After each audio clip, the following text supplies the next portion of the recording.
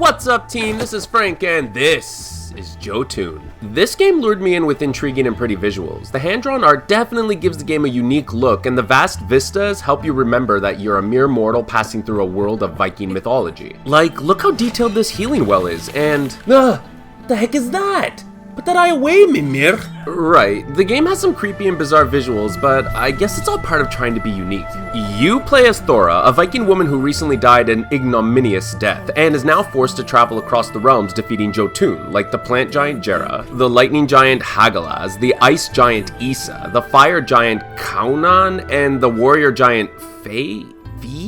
Man, Old Norse words are hard to pronounce, and you're doing all this to impress the gods in order to enter Valhalla. To reach these larger-than-life bosses, you must find runes on the maps preceding them, and each map has its own challenges and aesthetics. You're also free to explore and find hidden power-ups in each area, like these god shrines, where Thora can unlock and upgrade god powers like Frigg's healing, Freya's speed, Thor's hammer, Odin's spear, Loki's decoy, or Heimdall's shield. There are also secret trees with Ithun's apples on them. Collect these and you will permanently increase your health. Despite the maps being massive and pretty to look at, I found them rather linear and desolate. You see, the devs decided to focus more on environmental puzzles and traveling rather than combat. In a few maps that you do get to attack someone, the experience was a little underwhelming. The only other thing you need to attack are objects that bar your way or trees and rocks that create new paths. In stark contrast, the boss fights are mainly won by relentlessly attacking a giant's foot while it lumbers around and tries to poison, crush, shock, or impale you. Thora has a slow light attack and an even slower heavy attack. You can also perform a short dodge roll, which can be combined with an attack for a lunging axe stab, but all these moves were so slow that it was common to whiff an attack and be stuck watching your character slowly animate back to the ready position. And that's it. That's everything you really need to know to get started in Jotun.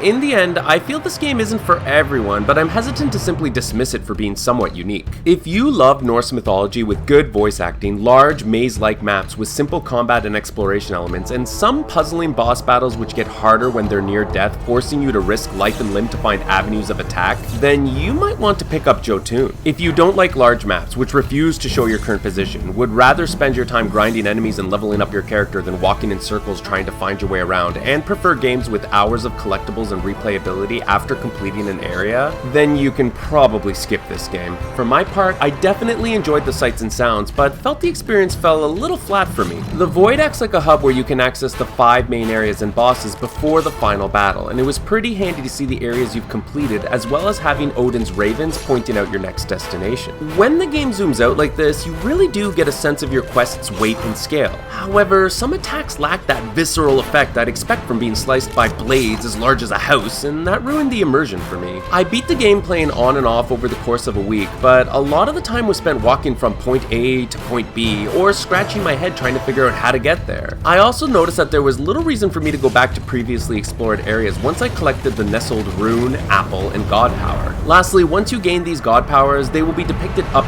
here with the number of charges left. You have to cycle through these skills on the controller with the shoulder buttons, and it was rather nerve-wracking to switch between defensive, restorative, and offensive skills while watching and avoiding gigantic telegraphed attacks designed to smote my face. And remember, this was a quick and dirty review of Jotun.